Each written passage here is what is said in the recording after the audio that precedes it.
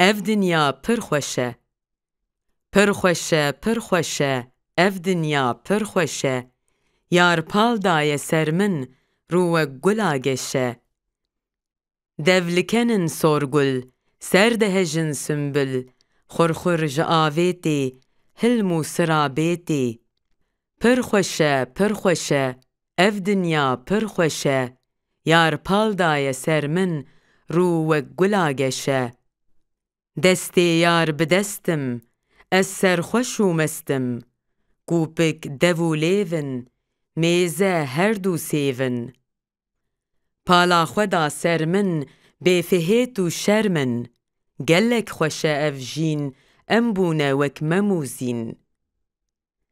Pir xweş e, pir xweş e, ev dinya pir xweş e. Yar pal daye ser min, rû wek gula geş e. Em zava û bûkin, pêwan li me çûkin. Pal dane ser şînî, kesek me nabînî. Hawîr me zenarin, perde pel û darin. Guldestê evînê, daxwaza vê jînê.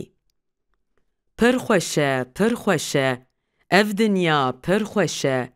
Yar pal daye ser min, rû wek gula geş e. Lêv ji gulên sorin, maçan pev digorin.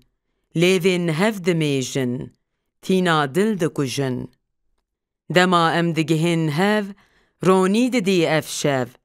Xec û siyamendin, pir ciwan û rindin. Pir xweş e, pir xweş e, ev dinya pir xweş e. Yar pal daye ser min, rû wek gula geş e. Serbest û azadin, em dilxweş û şadin.